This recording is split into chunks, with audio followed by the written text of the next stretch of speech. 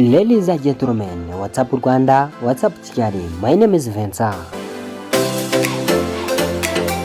Inyagasani ishyano ryaguye mu karere ka Muhanga, umugabo arariza arahogora bitewe n'ibintu umugore we yamukoreye. Mu ndebere namwe abasanze mu cyumba baryamye, umugore yazanye umugabo wo mu rundi rugo amuzana mu gitanda cy'uyu mugabo uri kurira, muri kubona muri screen zanyu.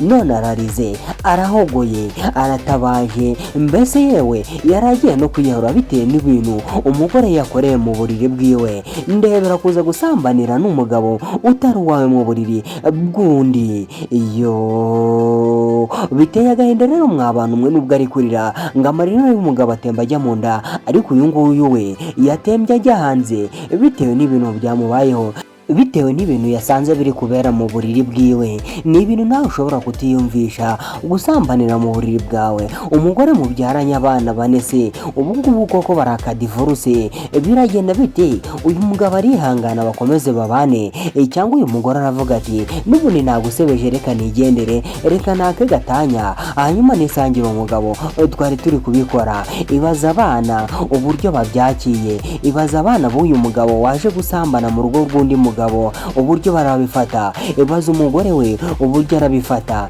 Imiryango ibiri yose bugiye guhitishwana bitewe n'ubusambanyi. Iyo disi umugabo arababaje, disi umugabo akwiye gusengerwa, disi umugabo akwiye gufashwa mu bijyanye n'amasengesho. Uko bitabaye ibi ngibi ushobora kwiyahura bitewe n'ibintu umugore yagukoreye, kuko ndakeka ntabwo wakongera kuryama mu gitanda umugore wawe yararimo asambaniramo, kuko wazajya ubyibuka ukavuga uti mana yanjye, uyu ni wa mugore twasezeranye wamaye, tukajya ku murenge tukajya imbere y'Imana tukavuga tuti tuzabana mu byiza no mu bibi. None ndebera ibyo amukoreye mu buriri bwiwe, byibuze siyo bajya mu cyangwa bakajya mu marogi cyangwa se bakajya ahandi hantu, ariko badasambane mu buriri bw'uyu mugabo.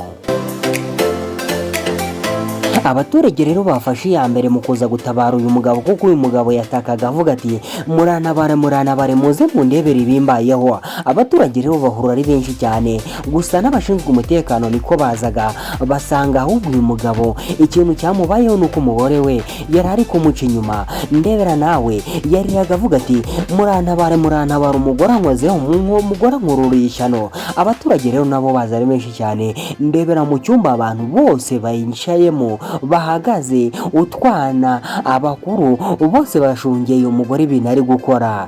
None se ubu koko aha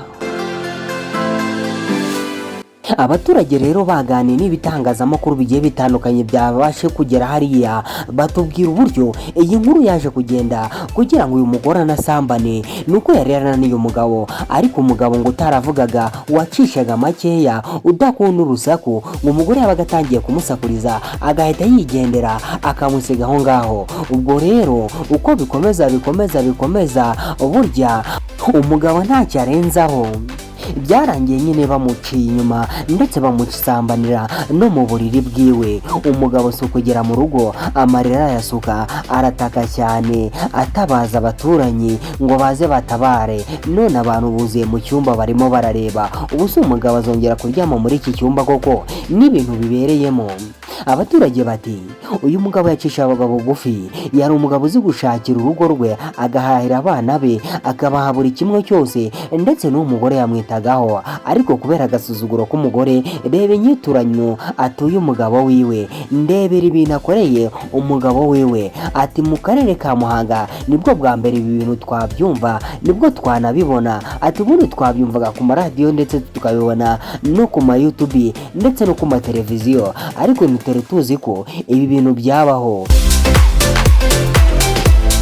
Abaturage bati uyu mugabo yaramwihoreraga, akamutuka akamwihorera, akamukorera buri kimwe cyose akamwihorera. Ati hari byabaye akawa mugani bavuze bati kudakubita imbwa byorora imusega. None se reba inyiturana muhaye, kwitonda kwiwe, kumufata neza, kumuha buri kimwe cyose, reba inyiturana mwituye. Ubu se koko iyo biruto kazana mukubita hari akazamuca inyuma avuga ngo wenda uyu mugore namufataga nabi nibyo bitumye nshi inyuma.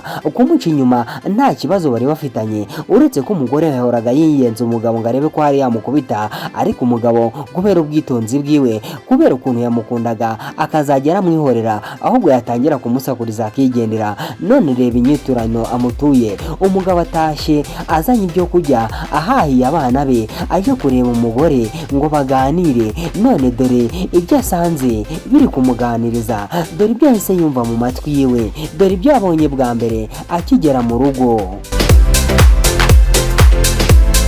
Mu baturage rero baganira n'ibitangazamakuru, murabizi haba harimo abarakaye, harimo abavuze bati njyewe nkibasanga bameze gutya nuguhita mfata ifuni bose nkahita mbakubita mu cyico, ati kuko ibi sinabyihanganira nkatabaza ibi ngibi byarangiye. Abandi bati njyewe birangiye gutya nta kintu mbatwaye, ati nuguhita naka gatanya ako kanya bagahita bayimpereza nkashwana n'uyu mugore. Abandi bati gushwana se ibyo byakubaka urugo, ati abo bana baba basigaye amaherere bitewe n'umugore, ati umugabo nyine niyihangane yongere yubaka urugo. Hanyuma umugore nawe asaba imbabazi amubwira ko atazongera gukora ibi bintu, ati kuko ibi bintu ntabwo ari ibintu byiza, birasenya ntabwo byubaka. Ngayo nguko rero nawe rero ufite ukuri kubyumva, ufite uko wahita ubigenza ukimara gusanga mu nzu yawe mu cyumba uraranamo n'umugore wawe harimo kuberamo ibi ngibi, ufite icyemezo wahita ufata. Igitekerezo rero cyawe cyandika hepfo muri komenti,